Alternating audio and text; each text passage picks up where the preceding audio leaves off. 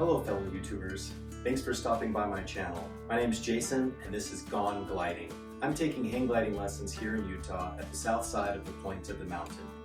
In today's video, this is my 7th hang gliding lesson. Up to this point, I've learned a lot of the foundational skills of hang gliding.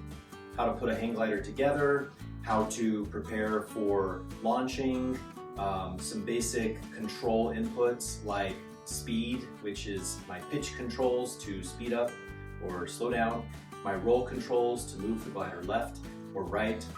And I'm at a point now where I've been through some fun flying conditions, some crosswinds and some thermal winds on some of my lessons, to where my goal and objective now is to find a place where I want to land, and then in mid-flight have to change direction and choose a different target where I want to land. So I get to do that in today's lesson. I also get to fly a new glider. It's still a Wills Wing Alpha 235, like the red and white one I've been flying. This one just has some green on it, and it was a very fun glider to fly. I hope you enjoyed today's video. Please give me a thumbs up to like the video, leave me a comment, and I would love to have you subscribe. What I'm going to do is start out taking a look at the weather forecast for the winds on today's lesson, and then we'll get going and I'll show a few different viewpoints of my flights. If you've never been to my channel or seen my videos before, welcome. And if you have seen a few of them before, welcome back. Come fly with me. Okay, so I'm using the Cloudbase app for iPhone that I've mentioned in previous videos as well, and I started looking at the weather night before. So it's 7:27 p.m. on a Friday. I'm looking at the detailed forecast for Saturday between 8 a.m. and 12 p.m. when I'll be taking my lesson. And I'm going to scroll down to where it says surface, because that's going to show the winds at the top of the launch area, or the top side of the point of the mountain, where most people, the ones who aren't students, are going to be launching. And I know, of course, that's not exactly what I see at the bottom of the training hill, but it gets me close. So I'm seeing 5 to 9 miles an hour of wind with gusts up to 10 miles per hour expected. So everything's looking good, but since I never just want to trust one source of a weather forecast, I'm going to go over and look at my iPhone weather app, and it's going to show me 1 to 6 miles an hour of wind with gusts from 10 to 15. So there's a small discrepancy between these two apps that could potentially be concerning or something to pay attention to, but for beginner's sake, there's really nothing saying that the weather's going to be bad or that it shouldn't fly. So Friday night, I'm seeing that Saturday morning is potentially going to be a great day for a lesson with no tornadoes, gale force winds, or massive storms expected. And most of the discrepancy between the two apps is because the Cloudbase app is location specific, which means basically I have a weather station at the top of point of the mountain, and the iPhone is just looking at the area in general. So, and I always check this with my instructor too. So the morning of my lesson, I'm going to go in, check the apps again, see if anything has changed. So it's 6:24 here in the morning. The first reading showing what the winds are currently doing at the top side of the point of the mountain. It's looking a little bit more windy than what the forecast told us last night, but it's still okay. Showing winds have been southeasterly from 11 to 12 miles per hour between 5:40 and 6:15 a.m. so far. But my lesson is going to start at 8 a.m. and I want to look at the forecast for the rest of the morning. And so we're going to scroll down here, and it's showing 9 to 11 miles an hour of winds expected with gusts up to 15 miles per hour. And that gust differential is 4 miles per hour. So that's something good to pay attention to as well. Then I'm going to go back to my iPhone app here again, and I want to look at things like that. It shows me like, when is the sun going to rise? And on this morning, it rose at 6:47 a.m. So by 7 a.m., we see it's already up. And that's important to know, right? Because the heat from the sun warming up the ground is what's going to bring us the winds that we need to go fly the hang glider. One thing I really like about the iPhone weather app is this daily summary. It gives a good general idea of what to expect as an average. So I usually just go check that out after looking at the Cloudbase app. Now here at 7:58 a.m., about to start my lesson, I'm back on the Cloudbase app to see the current conditions, and the lesson's about to start. It showed 8 to 10 mile an hour winds. And then I'm going to go look at that detailed forecast again. I always look at both. I'm checking again at what the winds are currently doing, as well as the gust differential, and everything's lining up for great hang gliding weather this morning. So I also want to go back through my day during my lesson and check. And so that's what this is, and it's showing 14 to 16 mile per hour winds with gusts up to 18. Now at this point in my lessons, that amount of wind makes it fun, but can also present some challenges. So one final look at the detailed forecast, and overall, the forecast we had the night before was quite close, not perfect, but close. Great weather for hang gliding. So come fly with me. Launching.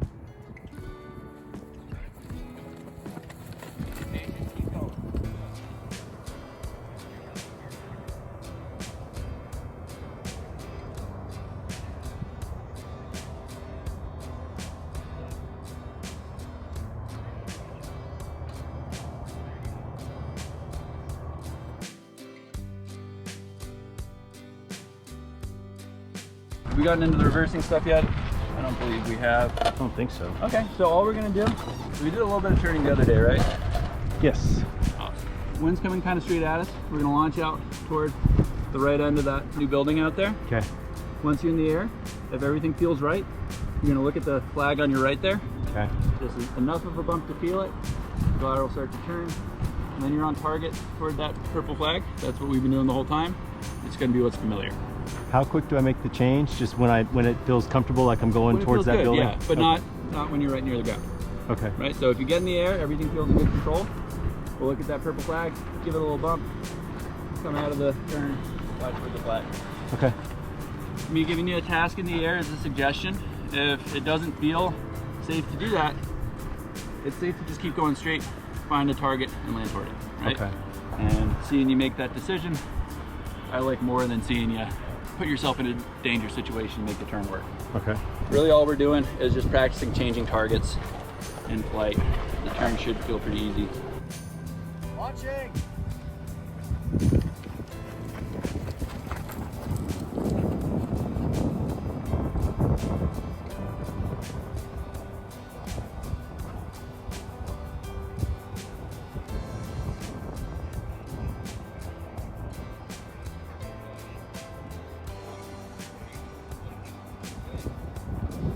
Launching!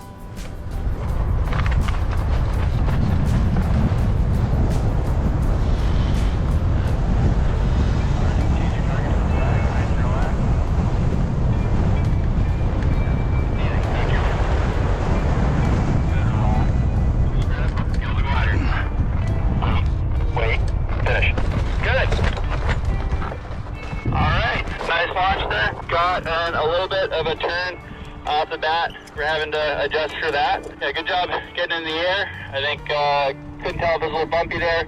May have been a little tight grip if it wasn't feeling bumpy. Flight looked good. A little sudden with the roll inputs. I'm seeing your body kind of swinging around. So remember, we just want to be really intentional with whatever you're doing in relation to the glider.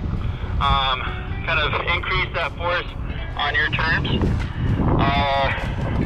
Looked like on one of those you may have been kind of leaning into your hand. You notice it didn't listen until you shifted your weight. And all that can do is kind of when we start the input improperly and then go to the proper input, we put in more than we mean to. It looks like maybe that was happening a little bit there. But yeah, good job. I could tell where you were trying to go the entire time, and then you made that landing look really good. So nicely done there. We're gonna start our flight toward that excavator. Okay. Right, letting the glider point where it wants to go. Gotten some experience doing cross and landings. And we're just gonna get in the air, get good control, nice and relaxed with everything, feeling it out. When you're in the air, you're gonna change your target to the right, and I'm just looking for you to be intentional with where you're flying. Okay. Bring the nose down a little bit, we're on a steeper launch. Let me know when the wind's feeling good. We got a little breeze coming at us, let's see what this does. Launching!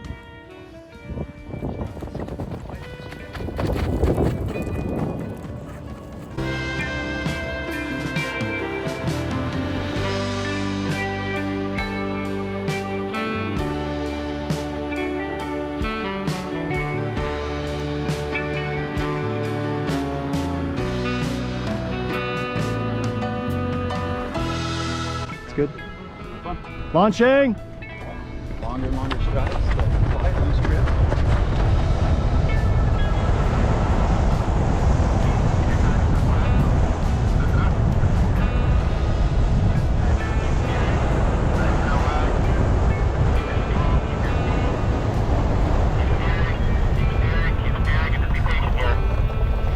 Beautiful. Really nicely done. All right, that was great. Really nice launch there. Nice control in the air. Notice pretty much as soon as you change target, it about did the turn for you. That may have been a well-timed change in the wind direction, but it looked like you made that direction change really, really easily. And that is a good thing. After you got off that, it looked like there's a little bit of tension in the air. You did a really good job keeping control of it, and then made that landing look nice and easy. So really nice line there. Launching! That's your hardest line.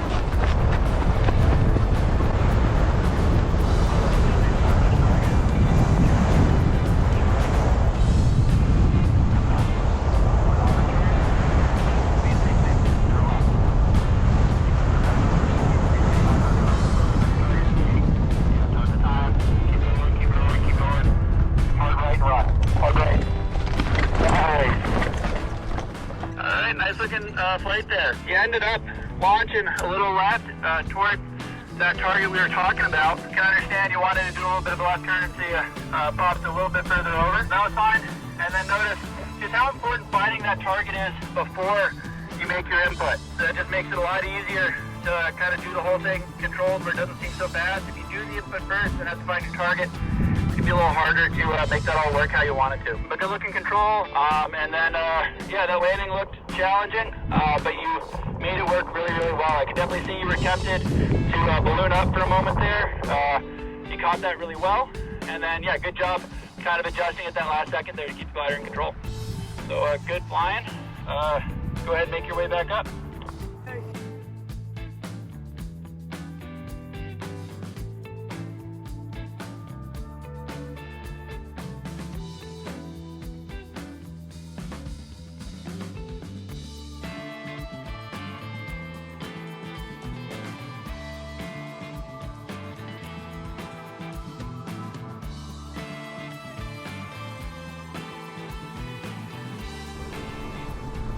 It's feeling good. Launching!